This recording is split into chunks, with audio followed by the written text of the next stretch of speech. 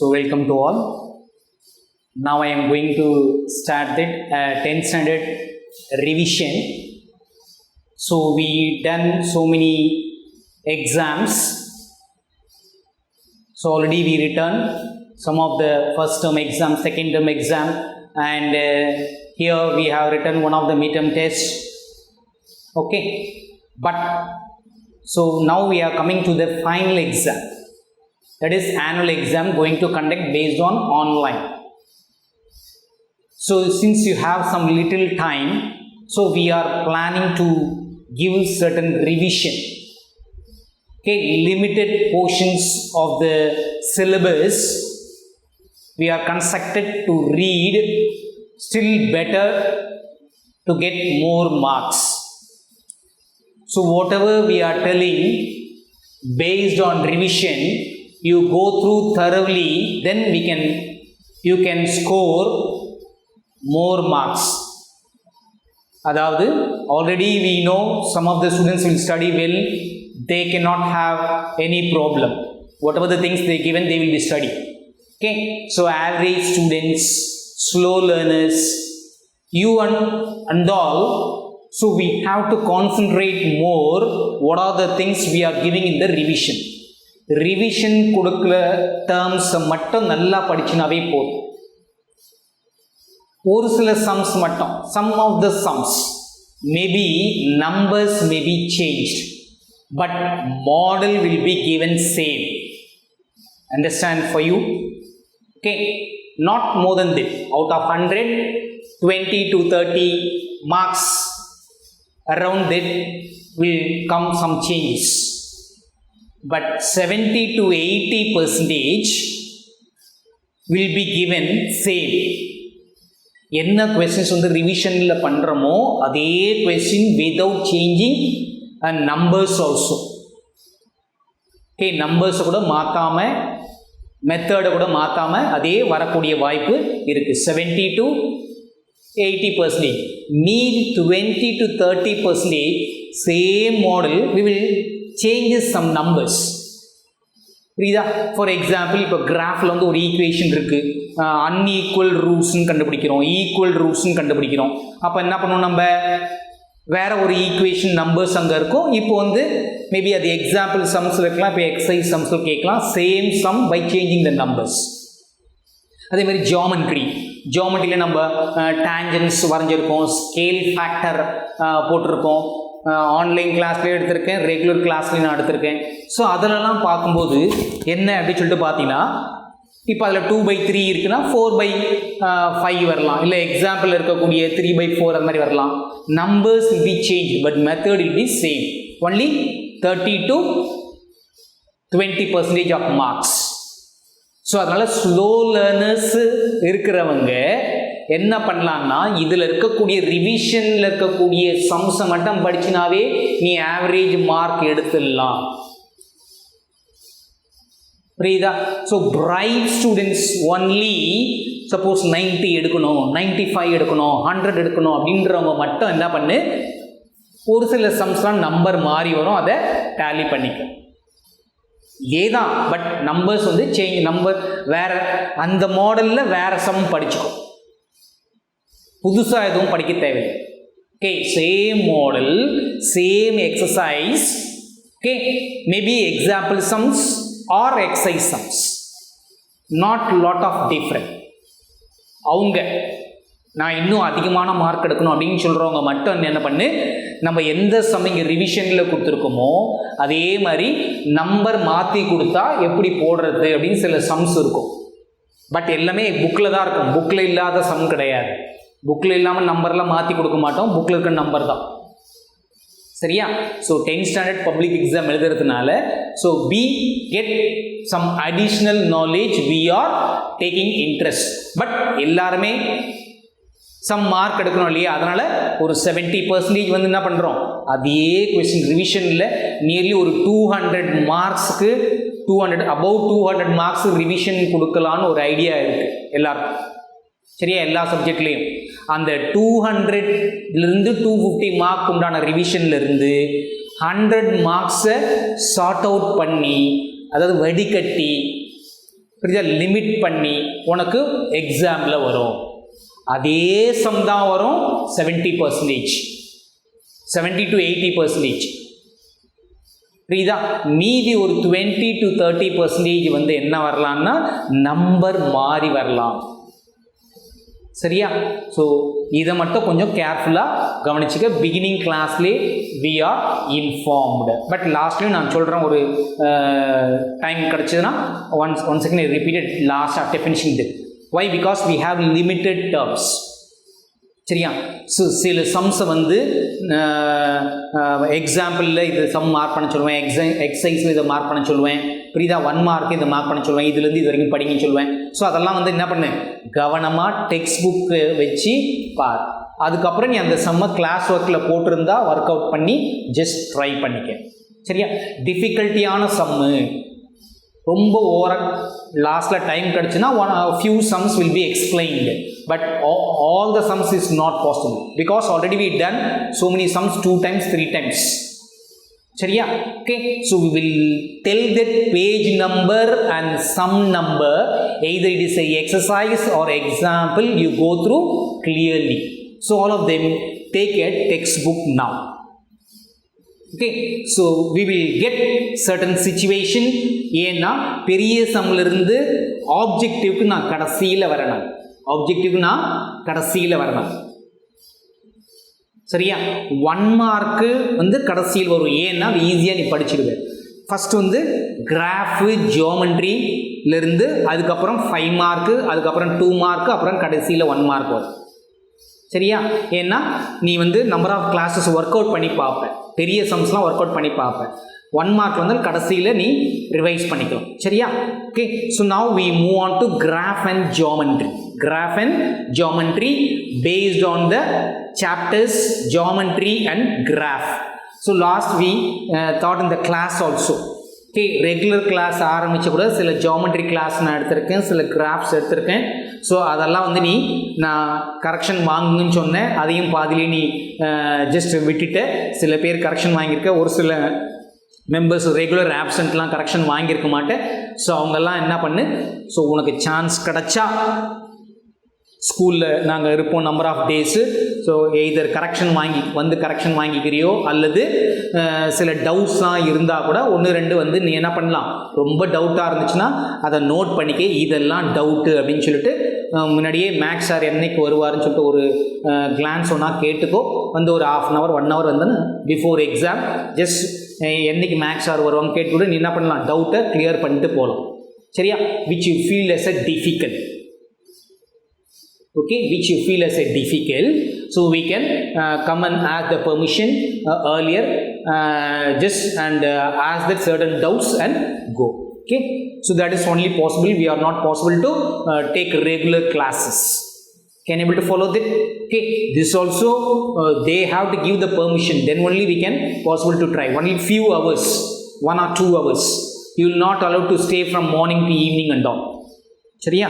இது சந்தேகத்தின் பேரில் டவுட்டை கிளியர் பண்ணுறதுக்கு ஆனுவல் எக்ஸாமினேஷன் இருக்கிறதுனால only for 10th standard, not for other classes. Okay, only for 10th standard your mark will be maybe sometimes will be worthable. That's why we are following them. Okay, now we move on to first I'll go through the geometry. Okay, geometry, practical geometry. Okay, geometry question. Geometry, practical geometry.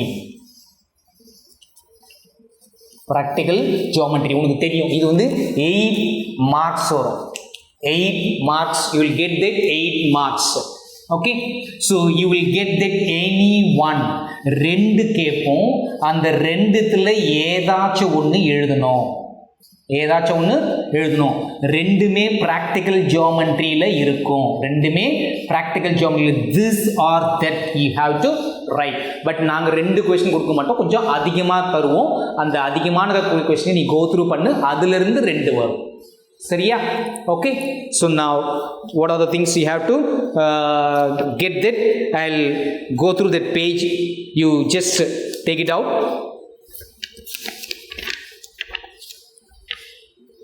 practical geometry, exercise 4.1. Exercise 4.1. So I'll tell that, just you note it. Exercise 4.1.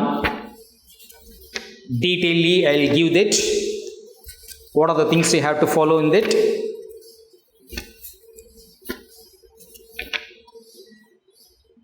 Exercise 4, first question.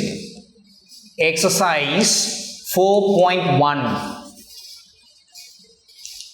Exercise 4.1. 4.1 le 11th sum.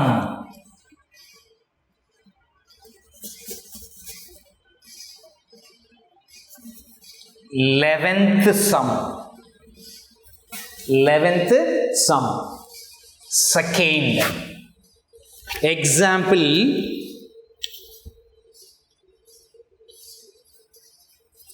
example 4.18. Example 4.18. சரியா? Okay, next third. Okay, third exercise 4.4. Exercise 4.4. No. Example 4.30. Question number 4. Exercise 4.4. Exercise 4.4. 14th sum. 14th sum. இது நாலுமே நான் என்ன பண்ணியிருக்கேன், class ஒர்க்கில் போட்டிருக்கேன். புரியுதா? நாலுமே என்ன பண்ணி, இது ரெண்டும் புக்கில், டெக்ஸ்ட் புக்கில் இருக்குது. Example 4.18, example 4.30. These two sums is present on textbook. Okay, textbook. இது ரெண்டும் என்ன பண்ணியிருக்கேன், practical geometry class workல போட்டிருக்கேன். 4.1, 4.4. Shall we tell that page number 198? Page 198. Page 198. And this one will be page 194. Page 194. And this one will be 4.18. Okay. So 4.18 will be page number 180. Page 180. And first sum will be, first sum will be page number 171. Page 171. Can you able to follow? Out of this 4 sum, any 2 sums will come. Any 2 sums will come. Sometimes என்ன, இந்த 4 மாடலை நீ பார்த்தினா போதும். புரியுதா? இப்போ இது 11th சம்னு இருக்கு, மேபி 10th சம் வரலாம், மேபி என்ன இருக்கும், அதே மாடல் 4/5 இருக்கு இல்லையா, 2/3 அப்படி இல்லைன்னா எக்ஸாம்பிளில் ஒன்று கொடுத்துருக்காங்க. எக்ஸாம்பிள் என்ன கொடுத்துருக்காங்க, 3/5. இந்த 3 சம்மும் பார்க்கணும். புரியுதா? 11th sum, 10th sum. Example what? Example வந்து 4.10. இதே மாடல் இது இதே மாடலில் எக்ஸசைஸில் இருக்குது, இதே மாடலில் எக்ஸசைஸில் இருக்குது. புரியுதா? இதே மாடலில் எக்ஸாம்பிளில் இருக்குது. அதுதான் வித்தியாசம். சரியா? ஸோ பட் ஷியூராக இந்த 4 சம்மில் ஒரு சம் வந்துடும். இன்னொரு சம் வந்து அதோட மாடலாக கொடுக்கக்கூடிய ஒரு ஐடியா இருக்குது. சரியா? ஏன்னா இந்த மாடல்லாம் போட்டு போவோம். இந்த 4 சம்மில் ஒரு சம் வரும், மீதி 3 சம் இல்லை 2 சம் வந்து பார்த்தீங்கன்னா மேபி ஏதாவது ஒரு சம் வந்து நம்பர் மாறி இருக்கும். சரி பார்த்துக்கோ சரியா. But only 4 models. This is one of the model, this one of the model, this one of the model. இந்த 4 மாடல் இருக்கக்கூடிய சம்ஸ் மட்டும் நீ போட்டிங்கன்னா போதும். இதில் 3 பார்த்தா போதும், 1 வந்து சாய்ஸோட விட்டுடலாம் சரி, ஏன்னா ஒரு சம் தான் நம்ம போட போகிறோம். So go through these 4 sums. Can able to follow? Next take it out graph. கிராஃபும் ஒரே ஒரு எக்ஸசைஸ் தான். நம்ம ஆல்ரெடி அதுவும் கிளாஸ் ஒர்க்கில் நான் செஞ்சு முடிச்சிருக்கேன். So see that.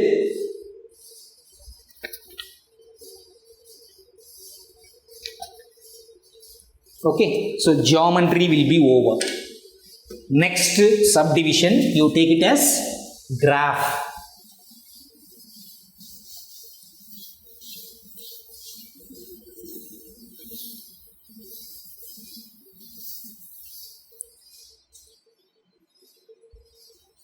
Next is the graph. Okay, same 8 marks. 2 வரும், ஏதாச்சும் ஒன்று நீ எழுதணும் சரியா. 2 கொஸ்டின் வரும். இதுலையும் 4 கொஸ்டின் நான் கொடுப்பேன். ஜஸ்ட் நோட் பண்ணிக்க. Okay, take a text book or you can write in this. So first sum, page number 132. Page 132ல எக்ஸாம்பிள் 132 இல்ல 131 எக்ஸாம்பிள் 3.51ல என்ன சம்? Third sum. 3.1ல roman letter third sum. Okay, 3.51லே 3 சம் இருக்கு. பேஜ் நம்பர் 131 எக்ஸாம்பிள் 3.51ல third sum. Can you able to follow that? Okay, so வேணா அந்த சம்மை கூட நான் எழுதிடுறேன். x² plus 2x plus 5 equal to 0. Plus 5 equal to 0. சரியா? Okay. Next, question number 2. Page 137. Exercise 3.16. Okay. 3.16ல ஃபர்ஸ்ட்ல second sum, not second sum, fifth sum என்னது? x² minus 6x plus 9 equal to 0. Some எழுதியாச்சு. Okay, next same page 137, அதுவும் அதே தான். Same page 137, அதே exercise தான். அதே எக்ஸசைஸ் 3.16 அதில் 4th some and 6th some. இது வந்து 4th சம், இது வந்து 6th sum. 4th sum and 6th sum. Can you able to follow that? 4th sum and 6th sum. இந்த 4 சம்மும் ப்ரிப்பேர் பண்ணு. அதில் ஏதாச்சும் 2 வரும். புரியுதா? So prepare this 4 sums. Maybe முன்ன சொன்ன மாதிரி இந்த 4 சம்மில் ஒரு சம் கண்டிப்பாக வந்துடும் சரியா. இன்னொரு சம் வந்து ஏதாச்சும் அதே மாடலில் நம்பர் மாற்றி கொடுப்பேன் சரியா. Can you able to follow that? Okay, so only this 4 sum you go through that, surely one will get. But இன்னொன்று வந்து பார்த்தீங்கன்னா some changes in the numbers. Can you able to follow that? அதனால கொஞ்சம் கேர்ஃபுல்லாக இருக்கு. புரியுதா? ஒன்று தரவா இருந்ததுன்னா இந்த 4த்தையுமே நீ நல்லா படிச்சுட்டுன்னா என்ன இருக்கும்? ஈஸியாக இருக்கும். ஏதோ ஒரு சம் வந்துடும், நம்ம எழுதிக்கலாம்.